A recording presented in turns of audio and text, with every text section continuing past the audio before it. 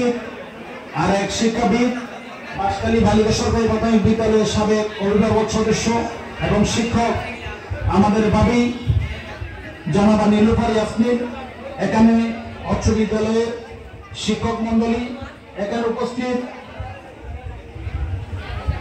বিশিষ্ট রাজনীতিবিদ মোহাম্মদ আলী, বিশিষ্ট রাজনীতিবিদ এবং ব্যবসায়ী তমিজুর রহমান সহ বিভিন্ন রাজনৈতিক দলের নেতৃবৃন্দ, আমার সামনে উপবিষ্ট আগামী এসএসসি পরীক্ষায় অংশগ্রহণকারী আমার প্রাণের বিদ্যাপীঠ বাঁশখালী উচ্চ বিদ্যালয় আদর্শ উচ্চ বিদ্যালয়ের ছাত্রছাত্রী ভাই বোনেরা, ছেলেমেয়েরা, আমি আমার বক্তব্যের প্রারম্ভে এই সূত্রের 25 চর্চের করতাপে তোমরা যে বসে আছো আমাদের বক্তব্য শোনার জন্য তোমাদেরকে ধন্যবাদ জানাচ্ছি। সর্বপ্রথমে আমার বক্তব্যের প্রথম প্রারম্ভে তোমাদের জন্য শুভকামনা করছি।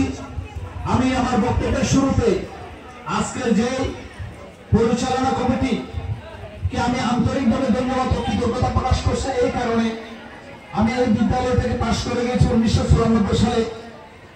আমি তোমাদের সকলের অগ্রজ 1994 সালে এসএসসি পরীক্ষায় আমি এই বিদ্যালয়ে প্রথম হয়েছিলাম। তৎকালীন 3 সাবজেক্টে লেটার নিয়ে 775 মার্কস নিয়ে আমি বাঁশখালী আদর্শ উচ্চ বিদ্যালয়ে ফার্স্ট হয়েছিলাম। আজকে 31 বছর পরে আমার বিদ্যালয়ে আসার যে একটা সুযোগ সৃষ্টি হয়েছে, সে কারণে মহান রব্বুল আলামিনের দরবারে আমি শুকরিয়া জ্ঞাপন করছি এবং সাথে সাথে স্কুলের বর্তমান ম্যানেজিং কমিটি এবং স্কুলের প্রধান শিক্ষক সহ শিক্ষক মন্ডলীকে আমি আমার পক্ষ থেকে কৃতজ্ঞতা প্রকাশ করছি। যেহেতু তোমরা সবাই পরীক্ষার্থী, বক্তব্য শোনার মানসিকতা তোমাদের নাই, স্যারদের বলে এবং আমাদের সম্মানে তোমরা বসে আছো, সেই জন্য আমাদের পক্ষ থেকে তোমাদের